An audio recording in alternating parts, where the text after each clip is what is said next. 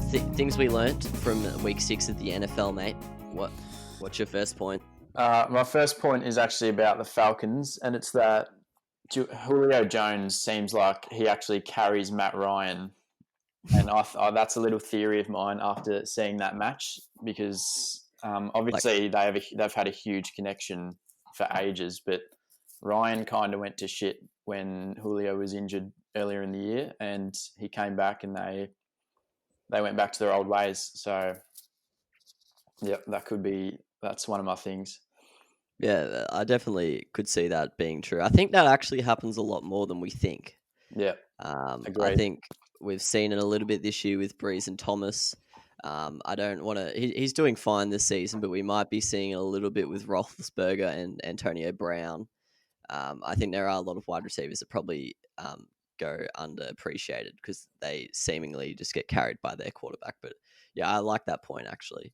And not only that, it can also just like affect the whole offense. Like if you look at the Saints, pretty much half their plays go to Michael Thomas. So you practice all preseason for that. So once you take that guy out of the system, I can imagine the offense is like all of a sudden completely different. Yeah. But yeah, they definitely do make a huge difference, and I'm looking forward to him being in my fantasy team for the rest of the season. My first point, actually, you mentioned the Falcons there, and we talked about it a little bit before, but I'm going to say, I think Curtis, in one of the preseason episodes, he said this majestic quote. Curtis is someone who's often on the podcast, for those that don't know. He said this majestic quote, I think it was, basketball is the players' league, the baseball is the GM's league, and NFL is the coaching league. I could be wrong. He might not have said that, but I think he did. I think he did. I think he quoted that from someone, and I completely agree with it. We've seen right now, Bill O'Brien got sacked, Texans smashed the Jaguars, and they took probably one of the most informed teams in the Tennessee Titans to overtime.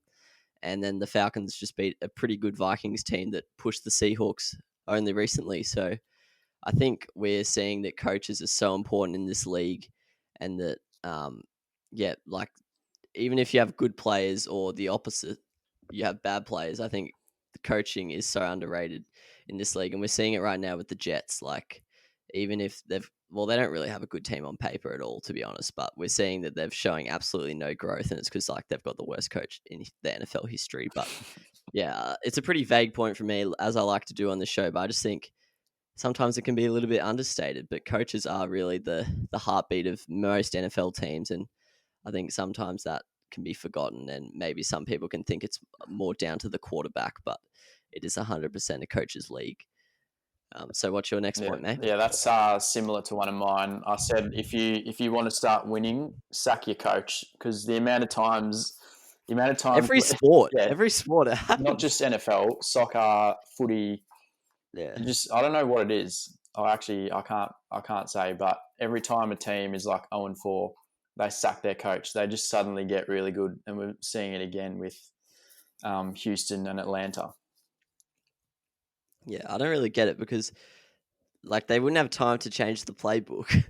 So it's like they're probably running the exact same offense and defense in the same way, but like I don't get it. Might be a culture thing, I reckon. Yeah, I think it's like it gets a bit stale. Like you probably start hearing the media reports that your coach could be sacked, then it gets a bit like, yeah, I feel like it gets a bit stale. And then once a new guy comes in and everyone's like up and about, keen for what the future has, and also maybe some players who are like on the fringe might want to try and impress the new guy because like this is their opportunity to get a few more snaps or improve their position in the depth chart. So that could be another thing. But yeah, I do like that point. Every sport, though, it always happens. Yeah, genuine. My next point is that the Andy Dalton transition might not be as smooth as some were expecting. I know Andy Dalton is a highly touted quarterback, and he's been pretty good for a while. I know a lot of the the trendy NFL experts, they like to think that Andy Dalton was like pretty hardly done by it in Cincinnati because they just didn't really give him many weapons. But I think anyone who thinks he's going to come into the Cowboys and they're not going to skip a beat is, they're just dreaming. I think this Cowboys team might take quite a while to even get to like 70% of what they were before Dak got injured. just because they were such a high performing offense. So to take Dak out and put a new guy in who's never really been in a situation like this before, I think it's going to take a long time. And quite frankly, I would quite comfortably rule them out of the NFC East title race. Like, it's pretty ballsy call for me because Oh, the Eagles aren't playing that well themselves, but I don't know. I just back the Eagles in yeah, over the Cowboys right now. I agree. Quite a If lot. I was putting money on it, I'd go the Eagles for sure. Yeah, and the situation with Dalton as well is Zeke's not playing well. He's obviously it's been like highly talked about, but having issues with the fumbles. And then he can't lean back on his defense. It's not like Big Ben, for example. He can have a few bad games, and it's all good because the defense will keep them down to like 15 points or something. Where Dalton, he's going to have to honestly put up 30 plus points for them to win any matches, which is very hard for someone. And he's quite a conservative quarterback. So, yeah, I just think there's a lot of expectation on him. I feel a bit bad for him, quite honestly. But yeah, I think it's going to be pretty tough next month, especially for Dallas. But in saying that, they do have a fairly comfortable fixture on the run home. I think they play. I was looking at their fixture before. There's probably only 3 matches that I'd completely write off. But they play, I think, Washington twice. They obviously play the Giants, the Eagles twice. So they still could notch up quite a few wins. But yeah, Yeah, I think everyone needs to lower their hopes for Dallas those games now against that Dak's on. the Eagles are going to be Yeah, huge. that'll decide it 100%. I Yeah, was looking at their run-ins; they're pretty similar. Play about 2 or 3 really good teams, and then apart from that, it's pretty soft. So those 2 games would definitely decide it, unless they probably split them down the middle. Then it's anyone's game. But what's your point? Other point?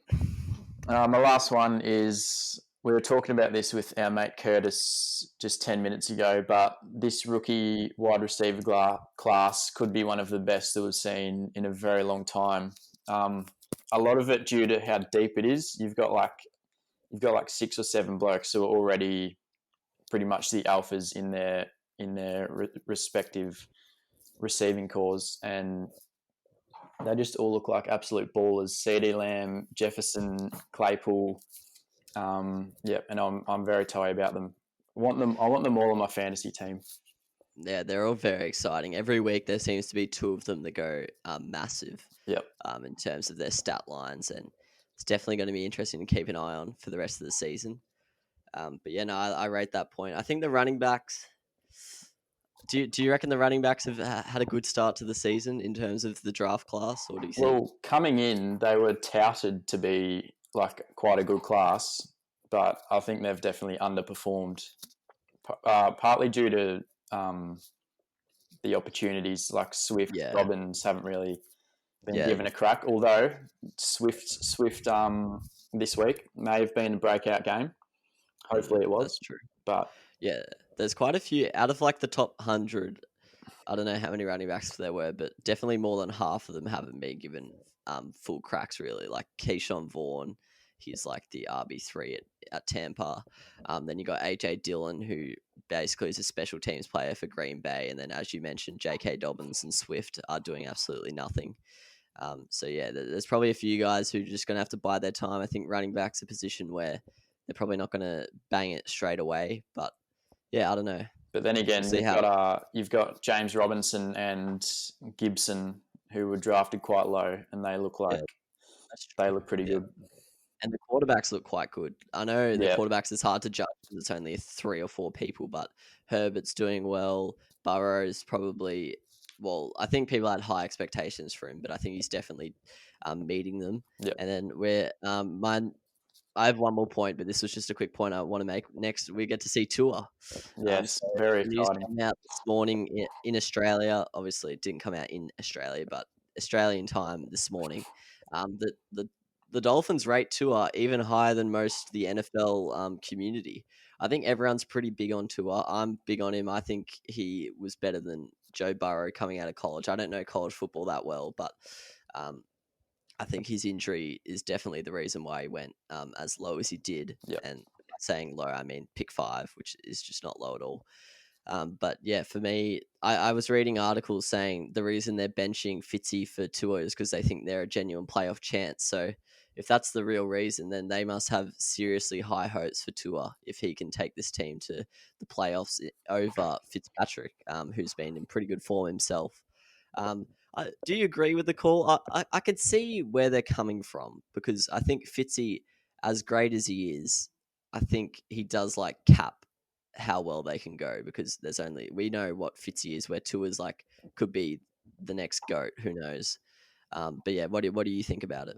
That is true, but Fitzy was balling out. Like, apart from round one, since then he's been playing really well. So, I mean, I'm a little bit confused by it, but I mean, maybe Tua is already like a beast at training, and he's just going to come out and ball out. So it's going to be bloody interesting to see.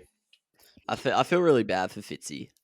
It is kind of his fault for becoming a beast at this age, but like in Tampa, they benched Winston or whatever for him, and he outperformed Winston. Then the Bucks let him go because they wanted to give Winston another crack at it. Then last year he overperformed at Miami. Miami beat everyone's expectations, getting 5 or 6 wins. Can't remember how many they got in the end, but no one was expecting that. And then this year, he was great once again, and he's put them in the playoff picture, which I think a few people were joking at, like me. I was kind of just hoping they were in there, but I didn't think they realistically were. But they honestly are, and I do feel bad for him, because from here I don't know where he goes.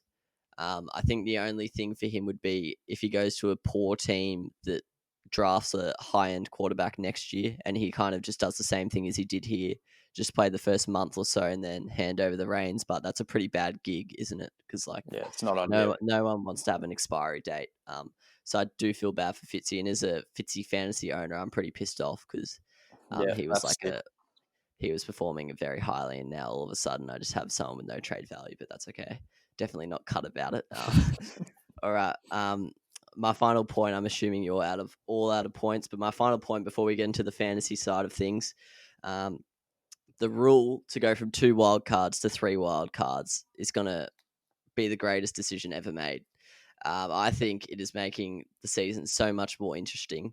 I know we're already so far out from playoffs, but I think when we get down to it, it's going to make it so much more fun. I think the last few rounds, there's going to be some really important matches for a lot of teams. I think it brings so many more teams into the playoff picture. Like, for example, I was just looking at it before, but for me, these are the teams in the wild card picture for both conferences. So the NFC, you've got the Rams, 49ers, Cardinals, Bears, Saints, and Bucks. That's some high quality teams, but to think that only 3 of them are going to make it, it's pretty spicy to see who's going to miss out. And then the AFC have so many. They've got the Patriots, Dolphins, whoever loses out of the Ravens, Steelers, Browns, whoever loses out of the Colts, Titans, Raiders, and Broncos. So I think the move from 2 to 3 wild cards has brought in a lot of teams. There's not many irrelevant teams anymore in the NFL like there used to be. And I really think that's going to be a revolutionary rule change that will improve the product and just make it a little bit more exciting, because you won't have half the competition being out of it by week 8, which I'm really going to enjoy. And it gets rid of tanking. Yeah, exactly. To an extent. Yeah, for sure. Queensland! It's a miracle! Oh, yeah! What about that one? Unbelievable! Balotelli! Aguero! Crowd cheers. Here's Siddle.